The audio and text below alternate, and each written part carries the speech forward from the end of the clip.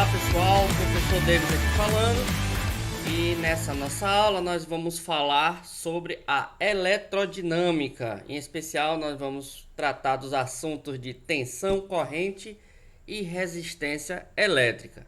Então vamos lá. Bem, para a gente começar a falar sobre esse assunto, a gente vai ter que diferenciar em que parte da eletricidade nós estamos. Antes, quando nós falávamos sobre campo elétrico, força elétrica, nós estávamos falando da parte de eletrostática, que considera as cargas em repouso. Agora nós vamos passar a tratar da eletrodinâmica, que é a parte onde as cargas estão em movimento. Porém, pessoal, nós vamos precisar falar muito das teorias da eletrostática. Então, primeiro de tudo, vamos fazer uma revisão bem rápida aqui sobre a questão de forças elétricas e campo elétrico. Se você tem uma carga positiva e se ela está numa região onde possui um campo elétrico, vai surgir nessa carga uma força elétrica. Nós vimos que cargas positivas repulsam outras cargas positivas. Cargas negativas repulsam outras cargas negativas. Em compensação, se você tem cargas opostas, elas vão ser atraídas com uma força F. Essas forças são iguais devido à terceira lei de Newton, que é uma força de ação e reação. Agora vamos imaginar essa situação em um fio condutor. Um fio condutor, ele tem que ter uma região onde tem os elétrons livres. Então, geralmente são materiais metálicos. Então, imagine nesse fio percorrendo um campo elétrico. Como é que poderia surgir um campo elétrico? Fácil, você poderia ligar aqui um fio numa bateria, nos polos de uma bateria, positivo e negativo. O que vai acontecer quando eu ligo os fios em polos de uma bateria? Aqui vai surgir uma diferença de potencial. Vocês estão lembrados o que é uma DDP? Diferença de potencial elétrico. E aí vai surgir um campo elétrico. O campo elétrico ele sempre sai do polo positivo e vai para o negativo. E aí o que vai acontecer com os elétrons que estão livres aqui dentro desse metal? Eles vão ser atraídos pelas cargas positivas da bateria. Então eles vão se deslocar. Esse deslocamento ordenado de elétron para um sentido nós chamamos de corrente elétrica. Lembre-se que quando não há esse fluxo ordenado de elétrons, não vai existir a corrente elétrica. Quando não tem esse polo positivo e negativo, os elétrons eles se movem de maneira totalmente aleatória dentro do condutor. Então vamos explicar melhor sobre o conceito de corrente elétrica. Corrente elétrica, pessoal, é o nome dado ao fluxo ordenado de elétrons livres em um condutor que tem um campo elétrico em suas extremidades. Então aqui, ó, uma bateria que tem um polo positivo, um polo negativo, e aí vai surgir um campo elétrico que vai percorrer todo esse fio.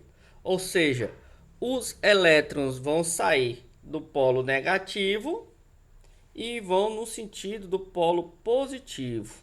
Então o que vai acontecer? Ó? Os elétrons vão fazer esse percurso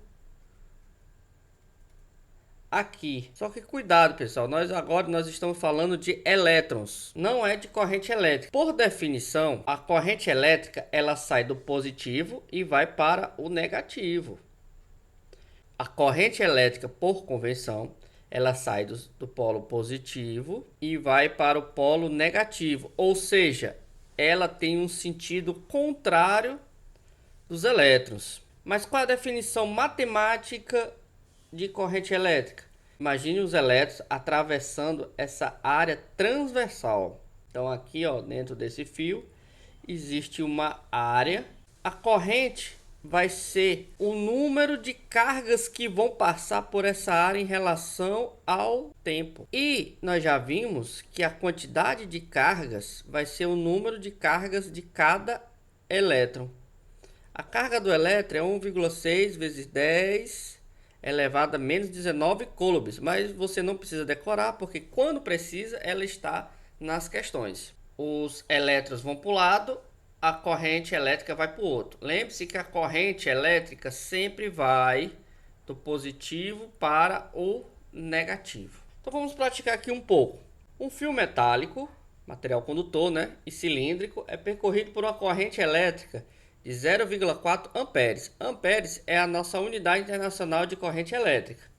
Considerando o módulo da carga do elétron igual, isso aqui é a carga de cada elétron, 1,6 vezes 10 elevado a menos 19, chamado de carga elementar, expressando a ordem de grandeza, ele quer saber a ordem de grandeza do número de elétrons de condução que atravessa a secção transversal no fio em 60 segundos. Tem um valor de... Então ele quer saber essa potência de 10, esse valor N aqui. Então nós vamos para a definição de corrente elétrica. Nós vimos que corrente elétrica é a quantidade de cargas que atravessa um material condutor no intervalo de tempo.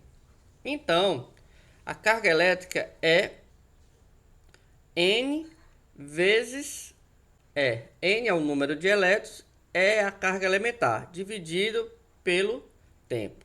A questão quer saber qual é o número de elétrons, a ordem de grandeza do número de elétrons. Então ele quer saber esse Nzinho aqui. Então a gente precisa saber todas essas outras variáveis. Então nós temos, a corrente elétrica é 0,4 amperes. Nós temos a carga elementar, eu disse que não precisa decorar, porque quando precisa a questão nos informa esse valor. E nós temos o tempo foi de 60 segundos. É só substituir na equação e resolver. Vamos lá. Vamos isolar aqui o valor de N. Passa esse T para cá. Portanto, o valor de N vai ser I vezes ΔT dividido pela carga elementar. Então vamos lá. A nossa corrente é de 0,4. O tempo é de 60 segundos dividido pela carga elementar. A carga elementar é 1,6 vezes 10 elevado a menos 19. O valor de N, portanto, vai dar 24. E aqui vai dar 1,6 vezes 10 elevado a menos 19. 24 dividido por 1,6 vai dar 15 vezes 10 elevado a mais 19. Quando passa esse negativo para cima, ele troca o sinal. Colocando em notação científica, vai ficar 1,5 vezes 10. Como era 19, eu diminui o valor, então eu tenho que aumentar a 20. Como a questão quer saber apenas a potência, o valor da potência do expoente, então vai ser 20. Então nosso N é 20. Vamos continuar. Pessoal, além dos conceitos de tensão e corrente, a gente precisa entender o conceito de resistência elétrica. No nosso cotidiano, nós estamos rodeados de aparelhos eletrônicos. E esses aparelhos eletrônicos, eles sempre estão passando por uma corrente elétrica produzida por uma tensão. Acontece que toda vez que você tiver uma tensão gerada também por uma corrente elétrica, vai aparecer uma outra grandeza da eletrodinâmica, chamada de resistência elétrica. Como o próprio nome fala, ela mostra ser uma resistência à passagem de corrente. Ela vai dificultar a passagem da corrente elétrica. Então, qual é a definição de resistência elétrica? Bem, a gente chama de resistor ôhmico. Então, lembre-se, não existe sempre resistores ôhmicos. Mas quando a gente fala resistor ôhmico, ela tem que obedecer essa equação de maneira constante. A definição de resistência elétrica é essa. Resistência elétrica. Aqui é a nossa tensão elétrica, ou DDP, em volts. E aqui é a nossa corrente elétrica. A unidade de resistência elétrica do Sistema Internacional de Medidas é volt por ampere, que é a mesma coisa de ohm. Então, quando essa relação V por I for constante, ou seja, a resistência for constante, a gente fala que a resistência é ôhmica. E aí essa equaçãozinha você poderá utilizar, é a nossa primeira lei de Ohm. E como ela é uma função de primeiro grau, ela vai ser sempre uma reta, com as abscissas, tensão e corrente. Um exemplo de resistores é um componente eletrônico que alguns de vocês podem conhecer, que é uma resistência elétrica, ela dificulta a passagem de corrente elétrica, e também aquelas lâmpadas incandescentes. Uma dica, pessoal, todo material que esquenta bastante quando ligado na energia elétrica, ela vai ser uma resistência. Por exemplo, um ferro de passar, um chuveiro elétrico. Então, pessoal, existem várias maneiras de representar um resistor. Essa aqui é uma das maneiras. Outra maneira também, que aparece em algumas questões, ele tem aqui um retângulo. Esses pontos aqui são os terminais do circuito. Essa outra forma aqui é a representação de um circuito elétrico. O circuito elétrico é o caminho onde a corrente elétrica passa. Quando você tem aqui um traço maior do que outro, esse aqui é a nossa bateria. E o lado é maior positivo, o lado menor é o negativo. E a gente viu que a corrente ela sai do positivo e vai para o negativo. Então vamos praticar um pouco. Um condutor, essa aqui é uma questão do nosso livro, viu? Um condutor a ser submetido por uma diferença de potencial variável apresenta o diagrama tensão por corrente, representado ao lado. Este condutor é ôhmico? Por quê? Vamos analisar aqui o gráfico. O gráfico aqui é um gráfico de tensão por corrente. Só que se você observar aqui no gráfico, ele não é uma reta.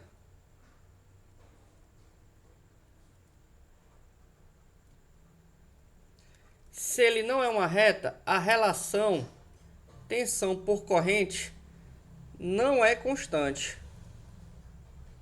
Se ela não é constante, então a primeira lei de Ohm não pode ser utilizada aqui. Então ela não é. Motivo, o gráfico dela não é uma reta, por isso a resistência não permanece constante.